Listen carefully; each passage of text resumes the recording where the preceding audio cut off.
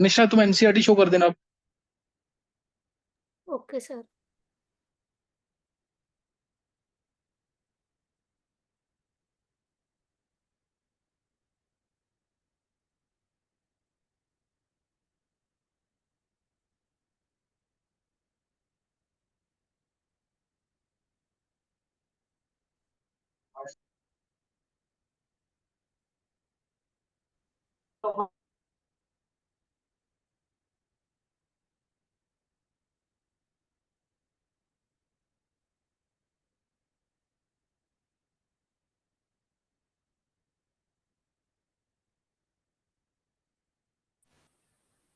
तनिष्का तुम देख लेना एक बार, नवेंस कर लियो एक बार।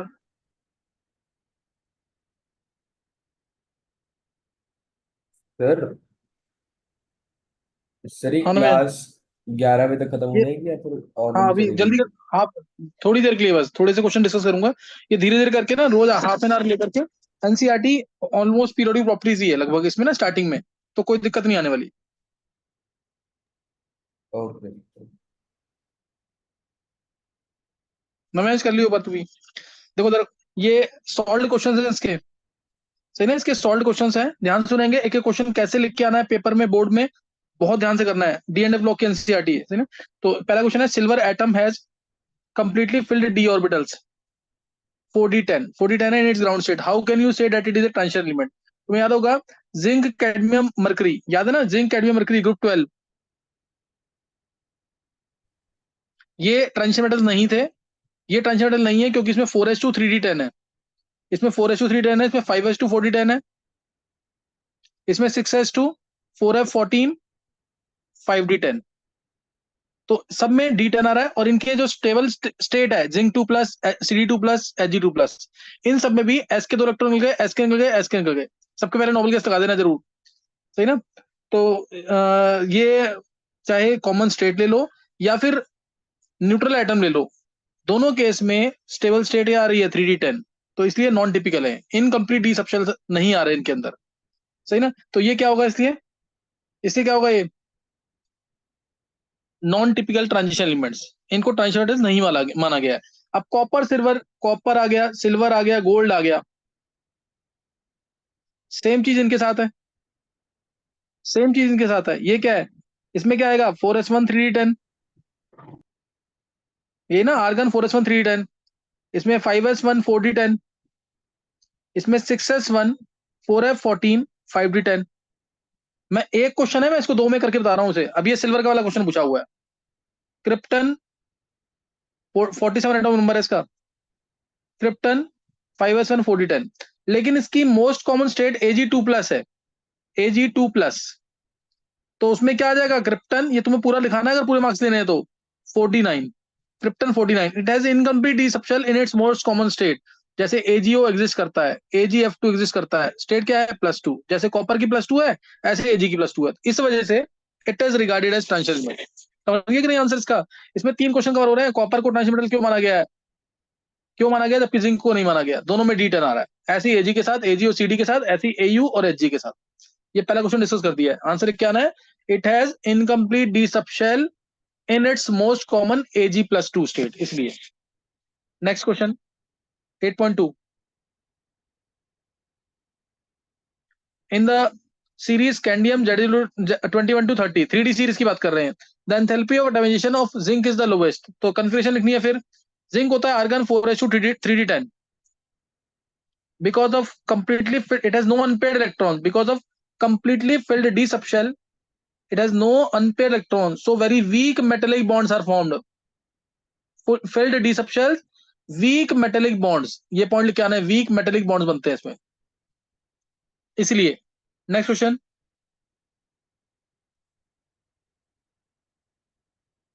देखो, which of the 3D series of the transition metals exhibit the largest number of oxygen states। 3D series की बात कर रहे हैं, 3D सीरीज में scandium, titanium, vanadium, chromium, manganese, iron, cobalt, निकल, कॉपर, जिंक। तुम्हें याद होगा मैंगनीज था यहाँ पे, आर्गन 4s2 3d5 होता है, तो +2 +3 +4 +5 +6 +7, ये सारी स्टेट शो करता है +2 से लेकर +7 तक, क्योंकि ये आर्गन 4s2 3d5 है। लोअर स्टेट चाहिए तो एस के 2 इलेक्ट्रॉन निकाले, हायर स्टेट चाहिए तो डी के भी इलेक्ट्रॉन निकाल दिए।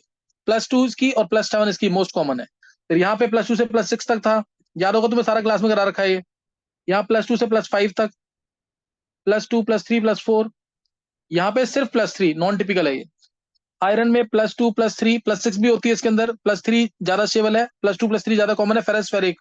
कोबाल्ट में +2 +3, कोबाल्ट में +2 +3, निकल में +2 +4, कॉपर में +1 +2, ये तो कॉमन है, ये तो पता होता है तुम्हें। निकल की +2 ज्यादा स्टेबल है, निकल +2 कंपाउंड मोर स्टेबल देन निकल +4। Zinc non typical +2 only. तो ये मैंगनीज आंसर है इसका, सही ना, मैंगनीज आंसर है इसका। नेक्स्ट क्वेश्चन, वाई तो समझ आ गया ना, आर्गन 4s2 3d5 है। वाई का आंसर क्या आएगा, argon 4s2 3d5। Lower states unpaired electron ज्यादा है इसके पास, अनपेड इलेक्ट्रॉन 5 हैं। लोअर स्टेट तो 4s electron excited, higher state तो even 3d electrons are excited, and less energy difference is there in between 4s and 3d subshells. तो किसी से भी इलेक्ट्रॉन बाहर निकल सकता है। लोअर स्टेट चाहिए तो 4s के 2 इलेक्ट्रॉन निकलेंगे, हायर स्टेट चाहिए तो 3d5 के इलेक्ट्रॉन निकलेंगे। Next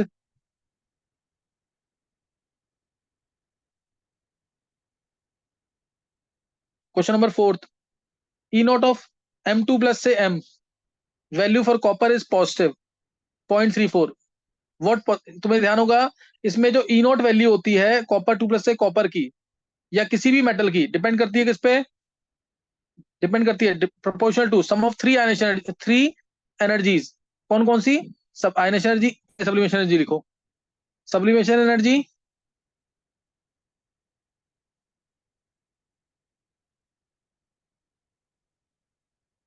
sublimation energy, ionisation energy, hydration energy.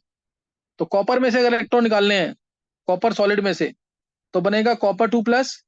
पहले कॉपर सॉलिड से कॉपर गैस जाएगा, कॉपर सॉलिड से कॉपर गैस, सब्लिमेशन एनर्जी की बहुत ज्यादा, सब्लिमेशन एनर्जी और delta H atomisation, atomisation energy की बहुत ज्यादा। फिर कॉपर से copper 2+ बनेगा, +2 इलेक्ट्रॉन्स, +2 इलेक्ट्रॉन्स। फिर copper 2+ को एक्वस सॉल्यूशन में डालेंगे, copper 2+ आएगा एक्वस फॉर्म में, और हाइड्रेशन एनर्जी रिलीज होगी। हाइड्रेशन एनर्जी इस केस में रिलीज कम होती है, कॉपर के केस में हाइड्रेशन एनर्जी कम रिलीज होती है, और सब एटोमाइजेशन एनर्जी बहुत ज्यादा। ये ज्यादा, ये उतना नहीं, तो कंपनसेट नहीं कर पाएगा, स्पेशल केस है। इसलिए कॉपर की जो ई नोट वैल्यू है, ई नोट ऑफ copper 2+ से कॉपर, सबको वैल्यू याद भी होगी, 0.34 वोल्ट होती है। ये पॉजिटिव है, बाकी सब नेगेटिव है। याद है कि नहीं आंसर इसका, नहीं याद? नेक्स्ट क्वेश्चन,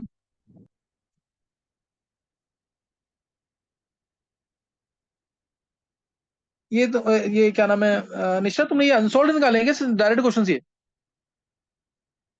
सर इन टेक्स्ट है। अच्छा इंटेक्स्ट है ये मेरे को लग रहा है कि अनसॉल्व वाले हैं शायद। ये सर इन टेक्स्ट अनसॉल्व वाले हैं, उसके बाद एनसीईआरटी है। अच्छा सही है, चलो मैंने जैसे सीक्वेंस में करते हो, बिल्कुल स्टार्टिंग में जैसे सॉल्व दिया होता है एनसीईआरटी में, पहले एनसीईआरटी सॉल्व करते हैं, फिर उसी में से लास्ट में अनसॉल्व होते हैं।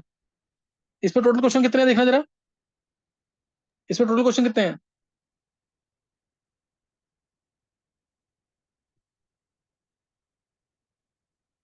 अच्छा ये, अच्छा 10 क्वेश्चन है इसमें। ये एनसीईआरटी एक्सरसाइज जो है वो दिखाना है, क्या है वो? स्टार्टिंग में दिखाओ पहला क्वेश्चन, पहला क्वेश्चन इसका सही ये है। अच्छा ये चलो अभी ये जितने होते हैं उतने करते हैं, कुछ नहीं तो करते रहो, दिखाओ क्वेश्चन दिखाओ। क्वेश्चन नंबर कौन सा है? हाँ, how would you account for the irregular ionisation energy of, ये क्वेश्चन तो बहुत ही इंपॉर्टेंट है, मैंने कहा था ये क्वेश्चन आएगा तो फिर फंस सकता है कोई भी। How would you account for the irregular variation of ionisation enthalpies of first and second in the first series of transition metals? याद होगा, scandium, titanium, vanadium, chromium, manganese, iron, cobalt, निकल, कॉपर, जिंक। याद होगा। Period में जा रहे हैं, atomic radii का वेरिएशन इरेगुलर था, पहले था डिक्रीज, फिर था कंपनसेट बराबर लगभग, फिर इंक्रीज था लास्ट में। कॉपर से जिंक में एक्चुअल इंक्रीज देखने को मिलता है। तो एक तो रीजन ये भी होता है, since atomic radii is not following a regular trend, इस वजह से। दूसरा, जैसे ही हम इनमें से एक इलेक्ट्रॉन निकाल दे, जैसे आर्गन की बात करें, आर्गन में से मैं जैसे ही एक इलेक्ट्रॉन निकाल दूंगा, ये सॉरी, ये वेनेडियम है, सॉरी वेनेडियम के अंदर आर्गन 4s2 3d7 बन जाएगा, ये 3d3, आर्गन 4s2 3d3 बन जाएगा।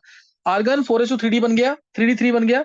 अब इसके बाद जैसे ही मैं एक इलेक्ट्रॉन निकालूंगा, इसमें से एक इलेक्ट्रॉन निकालते ही क्या होगा, वेनेडियम, ये वेनेडियम है, वेनेडियम प्लस जैसे ही बनेगा, वेनेडियम प्लस, तो ये बन गया आर्गन 4s1 3d3। अब ये इलेक्ट्रॉन यहां से यहां ट्रांसफर हो जाता है, याद है ना, क्योंकि वेनेडियम प्लस का साइज छोटा, न्यूक्लियस जो है 4s के इलेक्ट्रॉन को 3d में डाल देगा, न्यूक्लियस जो है 4s के इलेक्ट्रॉन को 3d में डाल देगा, जिसकी वजह से there is reorganisation of energy because of this ionisation, because of this ionisation as soon as vanadium loses one electron, vanadium loses one electron, then there is reorganization of energy because of this ionization।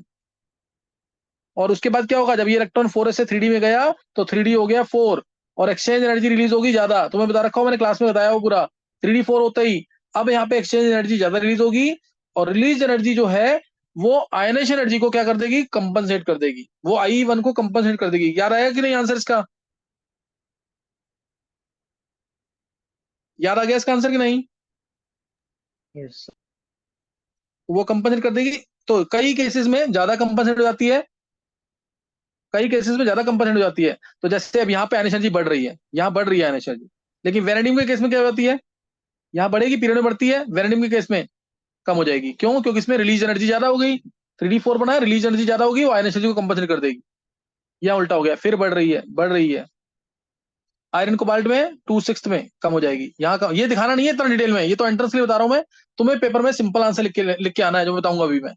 फिर increase बाकी सब में increase है, 2 6 7 intervals पे, 2 6 और 7 interval पे ऐसा देखने को मिलेगा बस। तो तुम्हें पेपर में जो लिख के आना है, एक तो वो लिख दोगे कि एटॉमिक रेडियाई का ट्रेंड जो है इरेगुलर है इस वजह से, इस वजह से।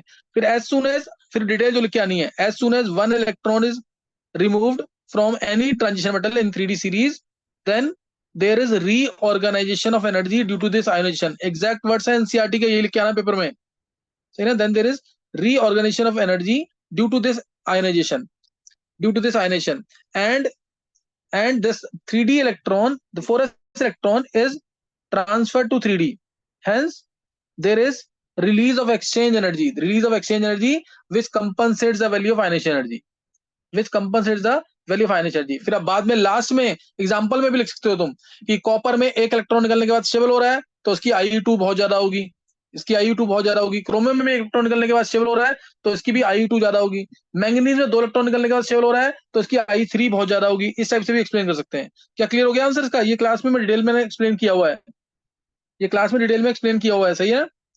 नेक्स्ट देख करेंगे, ये बहुत इंपॉर्टेंट क्वेश्चन है। नेक्स्ट,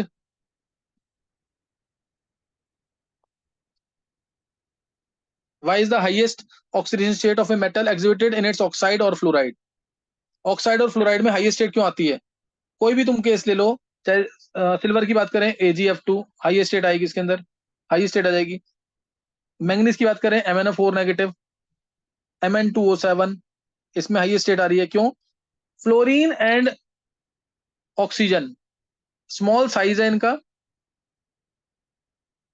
हाईली इलेक्ट्रोनेगेटिव है, हाईली इलेक्ट्रोनेगेटिव है, बेटर ऑक्सीडाइजिंग एजेंट है, इसीलिए किसी भी एलिमेंट की हाईएस्ट स्टेट लेके आते हैं। बेटर ऑक्सीडाइजिंग एजेंट है, किसी भी एलिमेंट की ये हाईएस्ट ऑक्सीजन स्टेट लेके आते हैं। क्या क्लियर है क्वेश्चन? तो ये इंपॉर्टेंट है, इसलिए हाईएस्ट स्टेट क्या आएगी ऑक्सीजन और फ्लोराइड के, ऑक्साइड और फ्लोराइड के अंदर। और ऑक्साइड में याद होगा तुम्हें, मैक्सिमम केसेस में हाईएस्ट स्टेट कौन लेके आएगा, ऑक्सीजन की फ्लोरीन? इंपॉर्टेंट क्वेश्चन है बोर्ड का। ऑक्सीजन, रीजन क्या था? The multiple bond form. हाँ बस मल्टीपल बॉन्ड फॉर्मेशन। जैसे अगर मैं कोई भी एग्जांपल ले लो उसमें, जेनॉन का केस, जेनॉन का XeO4 में Xe की स्टेट +8 आ गई, लेकिन अगर मैं बात करूंगा XeF8 तो ये एग्जिस्ट ही नहीं करता, क्योंकि फ्लोरीन जो मल्टीपल बॉन्डिंग शो नहीं करता। और ऑक्सीजन एक आएगा तो +2 से स्टेट बढ़ जाएगी, तो tendency of oxygen to form multiple bonds. Next देखेंगे,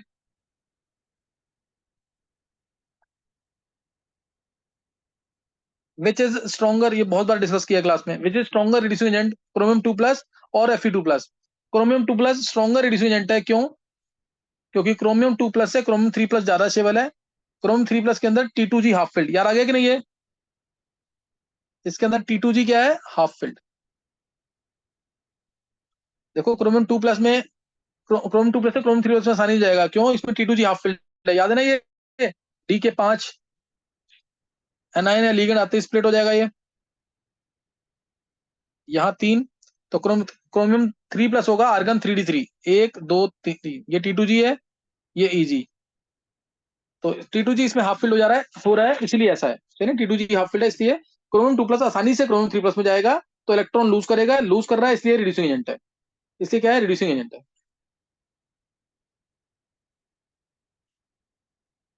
नेक्स्ट देखो,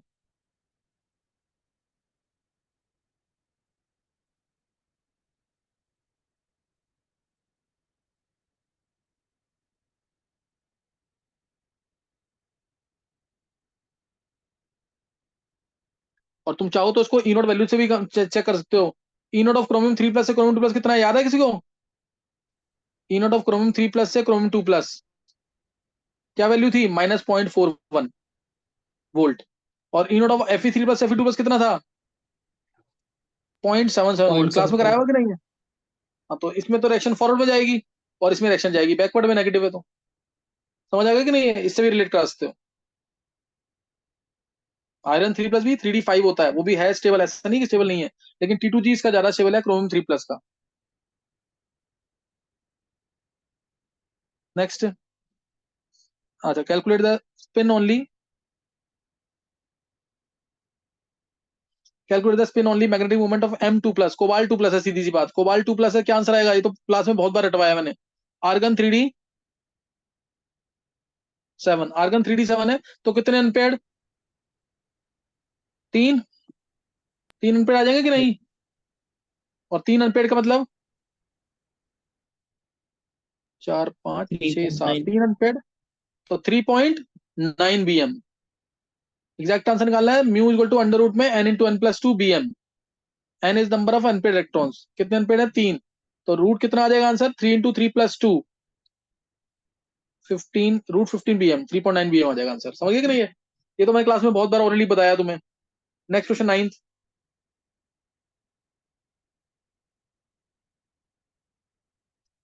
explain why Cu+ is not stable in aqua solution. ये भी क्लास में डिस्कस हुआ बड़ा है।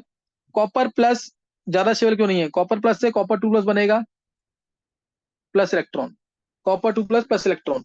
कॉपर प्लस जो है पानी के अंदर डिस्प्रोपोर्शनेट कर जाता है, कॉपर 2+ 2 इलेक्ट्रॉन देगा ये, और ये इलेक्ट्रॉन Cu+ गेन कर लेगा, Cu बन जाएगा। तो copper plus, twice of copper plus gives copper 2+ plus copper, ये रिएक्शन दिखानी तुम्हें। Since copper 2+ is more stable, copper 2+ being smaller in size, small size, इधर इसकी हाइड्रेशन एनर्जी कॉपर प्लस से ज्यादा होगी, higher hydration energy, higher hydration energy, so it disproportionate in aqua solution. Copper plus से +2 बढ़ गई स्टेट, कॉपर प्लस से copper state कम हो गई, तो ये डिस्प्रोपोर्शनेशन हो जाएगा, ऑटो रिडॉक्स रिएक्शन हो जाएगी। आंसर क्या लिखेंगे? कॉपर 2+ का साइज छोटा, हाइड्रेशन एनर्जी इसकी ज्यादा, इसलिए ऐसा होगा। कॉपर 2+ का साइज छोटा, इसकी हाइड्रेशन एनर्जी ज्यादा, इसलिए ऐसा होगा ये। नेक्स्ट,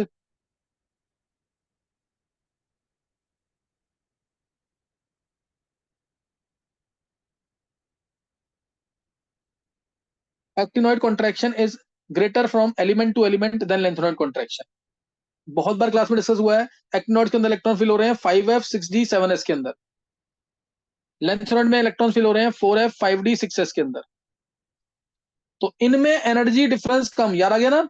इसमें एनर्जी डिफरेंस कम, और कंपेरेटिवली इनमें 4f और 5d में एनर्जी डिफरेंस ज्यादा, तो इसलिए एक्टिनोइड अच्छा एक मिनट, सॉरी, ये क्वेश्चन तो वो है, एक्टिनोइड शो मोर वेरिएबिलिटी इन स्टेट्स अगर आएगा तो, एक्टिनोइड शो मोर वेरिएबिलिटी इन स्टेट्स उसका आंसर है ये, याद होगा ना? ये आंसर नहीं है अभी इसका, इसके ये किसका था? एक्टिनोइड शो मोर वेरिएबिलिटी इन स्टेट्स देन लेंथेनोइड, उस केस में है। एक्टिनोइड्स के अंदर फिलिंग होती है 5f सबशेल्स की, जिनका स्क्रीनिंग इफेक्ट क्या होता है? Poor, poor screening effect. और 4f के अंदर, लेंथेनोइड्स के अंदर फिलिंग होती है 4f की, इनका भी स्क्रीनिंग इफेक्ट पुअर है, less poor, less poor screening effect. Paper में ये लिखे आना है, in actinoids 5f subshells are filled which have poor screening effect than 4f electron, then 4f electrons in lanthanoids। 5f का स्क्रीनिंग इफेक्ट ज्यादा poor है than 4f, this is due to poor shielding effect of 5f electrons in actinoids, this is due to poor shielding or screening effect of 5f electrons in actinoids then 4f in lanthanoids, then 4f in lanthanoids। तो इधर question हो गया discuss. Next देखो क्या है, ये निष्ठा तुमसे ना क्वेश्चन कुछ छूटे हैं अभी।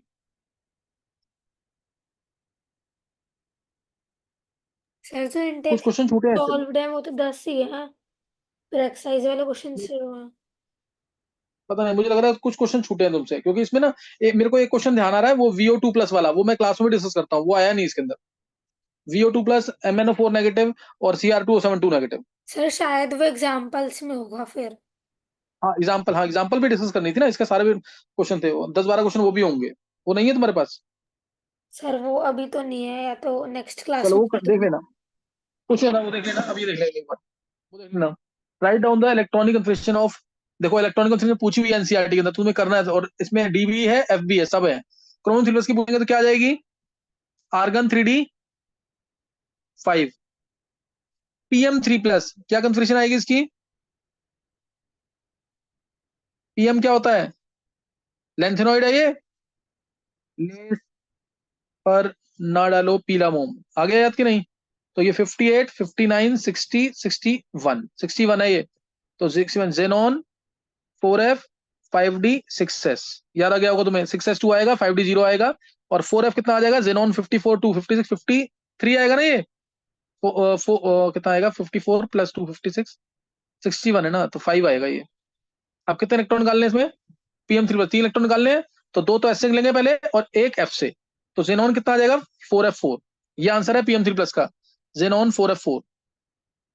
ये वहां पे भी तो सोचना पड़ेगा क्या है, तो इससे अटॉमिक नंबर याद हो जाए। कॉपर प्लस तो पता ही है, argon 3D 10, argon 3D, cerium 4+, बहुत बार क्लास में डिस्कस किया हुआ है, जेनॉन बन जाएगा ये। कोबाल्ट 2+, आर्गन 3D 7, कोबाल्ट 2+ क्या? Argon 3D 7। Lu2+, LU lutetium, last element है, याद है कि नहीं ये? Lu2+, क्या होगा इसका? Lu2+, बोलो। 58 से 71 तक था 5 ये, नहीं याद? Lu2+ है तो एस के 2 इलेक्ट्रॉन लेंगे। लुटिटियम क्या होगा? Xenon 4F 5D 6S, 6S2 5D1 4F14। तो एस के 2 इलेक्ट्रॉन में 4F14 5D1 आ जाएगा answer, 4F14 5D1। Magnesium plus तो आर्गन 3D 5 होता है, इजी है। थोरियम 4+, ये कौन सा है? एक एक्टिनॉइड्स के अंदर क्या है एटॉमिक नंबर इसका? 90, थोरियम का, है ना? वो एक था पाउ नप्पू करके जो बताया हुआ था, तो ये 90 है। 90 है, तो ये होगा थोरियम। ध्यान देंगे क्या आएगा? Radon 6S 5F 6S, sorry एक मिनट, इसमें आएगा इसमें 6F है ना, F 5F 6G 7S, S2 आएगा, D भी इसमें 2 आता है, याद है ना? और ये 90 है, 0 आएगा। तो 2 इलेक्ट्रॉन यहां से लेंगे, 2 यहां से, तो ये रेडॉन ही आ जाएगा, रेडॉन 86। रेडॉन 86 आ जाएगा, क्लियर है कि नहीं ये? रेडॉन 86 आ जाएगा। कंसिडरेशन जरूर करना, मिस नहीं करना बिल्कुल भी। ये लेंथेनॉइड एक्टिनॉइड से पूछे हुए एनसीईआरटी के पहले क्वेश्चन में। Next question.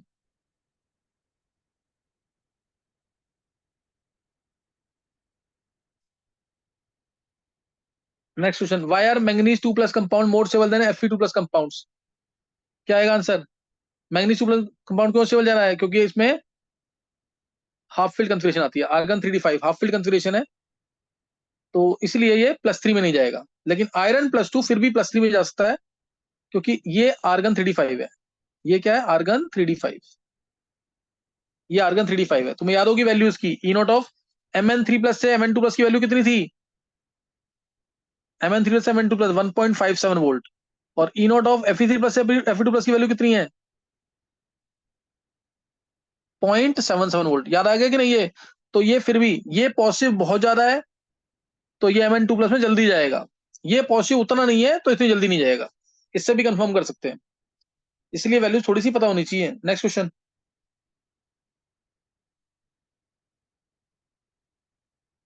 Explain briefly how +2 state becomes more and more stable in the first half of the first row transition elements with increasing atomic number। देखो तुम्हें याद होगा ये भी, जैसे ही हम एक scandium, titanium, vanadium, chromium, manganese, iron, cobalt, निकल, कॉपर, जिंक, इसमें जैसे ही इसमें इसकी +2 आती है, स्कैंडियम तो +3 है, ये भी +2 में, +2 में, +2 में, +2 में, सारे +2 में शो करते हैं। +2 +2 +2, ये सब +2 शो करते हैं। मैंगनीज तक +2 की स्टेबिलिटी बढ़ेगी, क्योंकि 2 इलेक्ट्रॉन निकालने के बाद, प्रॉपर लिखना आंसर इसका, नोट्स में दे रखा मेरे, 2 इलेक्ट्रॉन निकालने के बाद, ये लाइन जरूर ऐड करनी है, after removal of 2 electron number of half field D orbitals goes on increasing till middle half of the series. पहले टाइटेनियम में 2 unpaired, 2 half filled, 3 half filled, 4 half filled, 5 half filled, number of half filled orbitals goes on increasing till middle half of the series, इसलिए +2 की stability बढ़ेगी, इसलिए +2 की stability बढ़ेगी। And after that pairing starts, जब pairing start हो जाएगी तो number of half filled orbitals अब 4 रह गए, डिक्रीज करते जाएंगे। Also due to pairing there is repulsion, pairing की वजह से रिपल्शन भी होगी, और रिपल्शन हो रही है तो इसलिए स्टेबिलिटी कम हो जाएगी, इसलिए स्टेबिलिटी कम हो जाएगी आफ्टर दैट। और एक्सेप्शनली तुम्हें याद होगा, जिंक +2 लेकिन ज्यादा स्टेबल है, और मैंगनीज +2 भी इधर स्टेबल है, जिंक +2 क्योंकि फुलफिल्ड हो जाता है। याद आ गया आंसर इसका कि नहीं? क्लास में डिस्कस किया ये, और ये क्वेश्चन एक दो बार आएगा, 2 बार आएगा कम से कम एनसीईआरटी के अंदर ही। नेक्स्ट दिखाएंगे।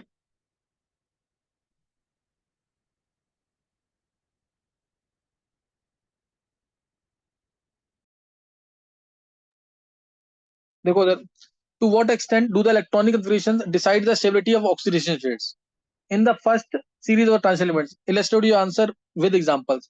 ये तो मैंने बहुत बार डिस्कस कर दिया, इलेक्ट्रॉनिक कन्फिग्रेशन कैसे डिसाइड करेंगी स्टेबिलिटी को।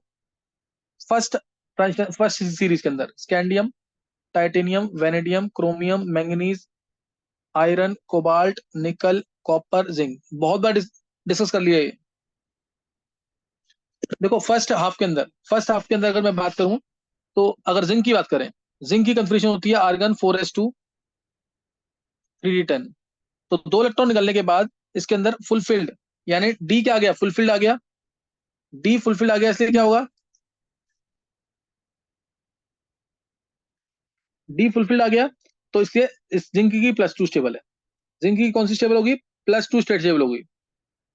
और भी एग्जांपल, और वैसे तुम्हें स्टार्टिंग में जरूर लिखना है कि इनके अंदर 4s और 3d सबशेल के अंदर एनर्जी डिफरेंस होता है कम, इसलिए लोअर स्टेट चाहिए तो s के इलेक्ट्रॉन एक्साइट करेंगे, और अगर हायर स्टेट चाहिए तो even 3d electrons are excited, then even 3d electrons are excited. समझ आएगा कि नहीं है? नॉर्मल गैस कॉन्फिगरेशन आ जाए 2 इलेक्ट्रॉन निकालने के बाद, या 3 इलेक्ट्रॉन निकालने के बाद नॉर्मल गैस आ जाए, या हाफ फिल्ड आ जाए, नॉर्मल गैस आ जाए, हाफ फिल्ड आ जाए, या कंप्लीटली फिल्ड आ जाए डी ऑर्बिटल्स, तो उस केस में उस स्टेट की स्टेबिलिटी ज्यादा। If after the removal of 2 electron 3 electron half filled configuration is obtained, D10 configuration is obtained, or completely filled configuration is obtained, then that state will be stable. तुमने manganese में से 2 electron निकाल दिए, manganese क्या था, argon 4s2 3d5, 2 electron निकाल दिए तो ये बन गया आर्गन 3d5, इसका मतलब मैंगनीज की +2 स्टेबल है, इसका मतलब क्या, मैंगनीज की +2 स्टेबल है। मैंगनीज में से सारे इलेक्ट्रॉन निकाल दो लास्ट में, 4s2 3d5, मैंगनीज +7, तो ये भी स्टेबल माना जाता है, ये भी प्लस सही ना। हाफ फिल्ड आ जाए, फुल फिल्ड आ जाए, नॉर्मल गैस कॉन्फिगरेशन आ जाए इलेक्ट्रॉन्स निकालने के बाद, तो इसका मतलब वो स्टेट स्टेबल है। क्या क्लियर है कि? स्कैंडियम की देख लो, स्कैंडियम में आर्गन 4s2 3d1 है, तो 3 इलेक्ट्रॉन निकालने के बाद ये नॉर्मल गैस कॉन्फिगरेशन आ रही है, इसलिए स्कैंडियम की +3 स्टेबल है, टाइटेनियम की +4 स्टेबल है। ऐसे एग्जांपल देकर एक्सप्लेन करना है। If after removal of electrons, clear, oxidation state जो है which lead to, सही ना, oxidation state which lead to novel gas configuration, completely filled configuration और half filled configurations after the removal of electrons, they are more stable, सही ना। दो तुमने example से समझ आ गया कि नहीं, ये कैसे एक्सप्लेन करना है इसको? देखो, oxidation states which lead to half filled, full filled और complete normal gas configuration are more stable। फिर एग्जांपल दे देना। नेक्स्ट 5th क्वेश्चन देखेंगे।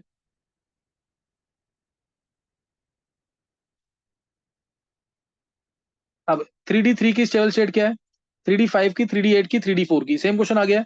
3d3 क्या होगा, आर्गन 4s2 3d3, वेनेडियम है ये, तो +5 स्टेबल, 5 इलेक्ट्रॉन निकालने के बाद नोबल गैस कॉन्फिगरेशन। 3d5 है, 3d5 क्या होगा, इसको तुम मैंगनीज से भी कर सकते हो, मैंगनीज से एक्सप्लेन करना, क्योंकि होगा आर्गन 4s2 3d5, तो इसकी +2 और +7 स्टेबल है। क्लियर है कि नहीं? ये +2 और +7 स्टेबल है, और इसको चाहो तो तुम 3d 4s1 3d5 से भी एक्सप्लेन कर सकते हो। तो इसमें तो क्रोमियम की +3 और +6 ज्यादा स्टेबल है, क्रोमियम की +3 +6 स्टेबल है। 3d8 में निकल आ गया, निकल की तो तुम्हें पता ही है, क्वेश्चन कराया हुआ बहुत इंपॉर्टेंट, निकल की +2 स्टेबल होती है। आर्गन, ये निकल है 4 आर्गन 4s2 3d8, निकल है, निकल की +2 स्टेबल होती है।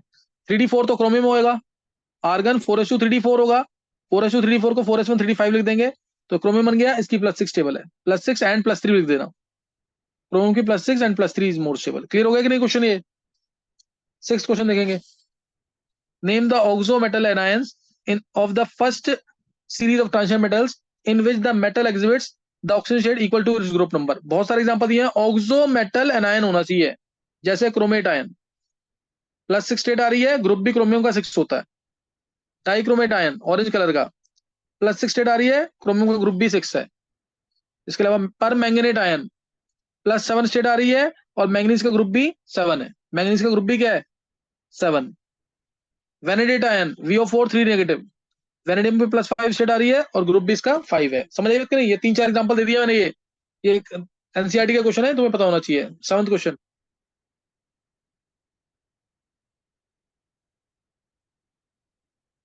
What is lanthanoid contraction, what are the consequences of lanthanoid contraction. बहुत ही इंपॉर्टेंट क्वेश्चन है, डिस्कस किया था क्लास में। लेंथेनॉइड कॉन्ट्रैक्शन क्या है?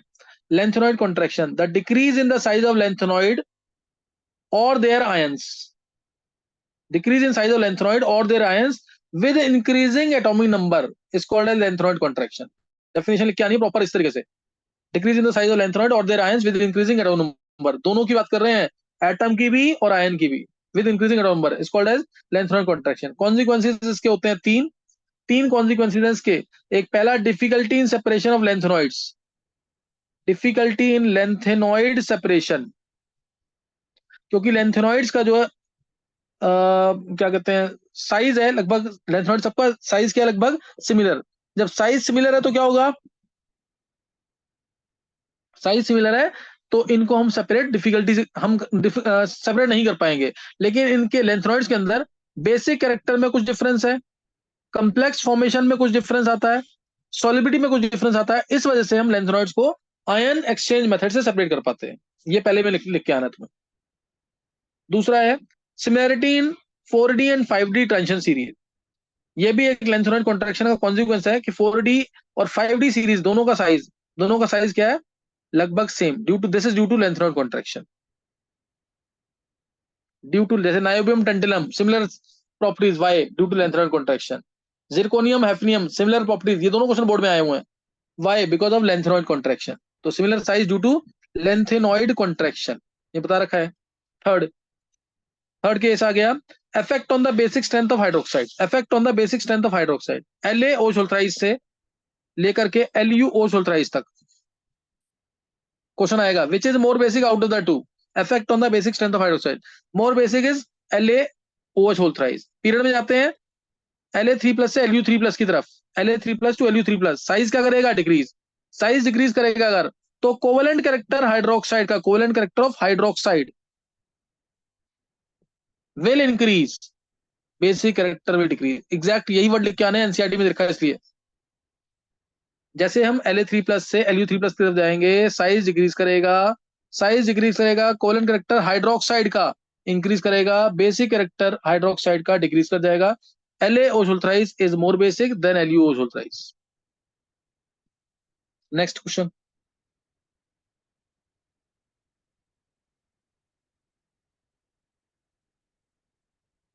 Ninth,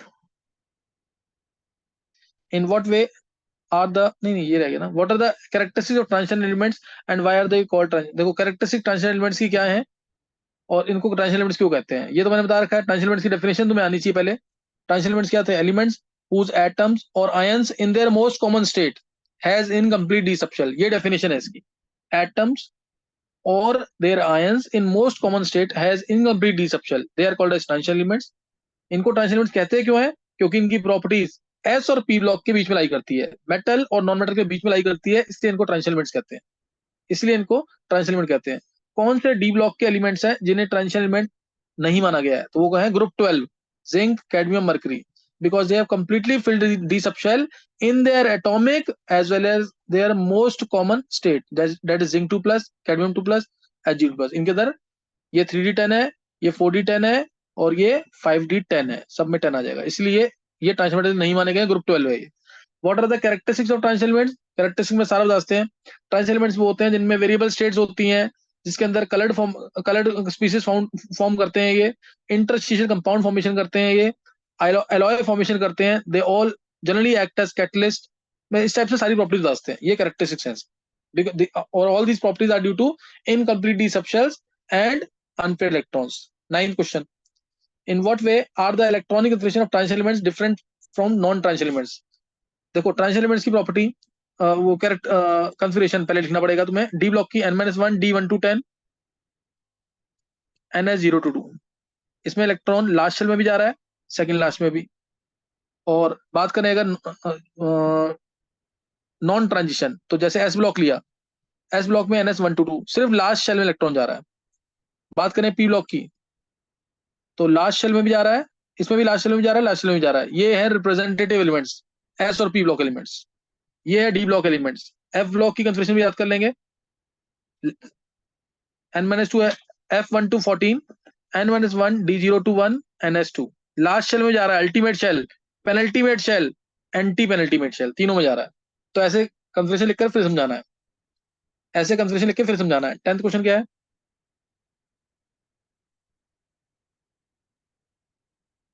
what are different oxidation states exhibited by lanthanoids? तो तुम्हें याद होगा +2 से लेकर +3 +4 तक। +3 most common, +3 most common, +2 +4 less common. +2 कौन से शो करते थे? Atomic number 58 59 60 65 66। ये +4 शो करते थे, +4 58 59 60 65 66। और +2 वाले कौन से थे?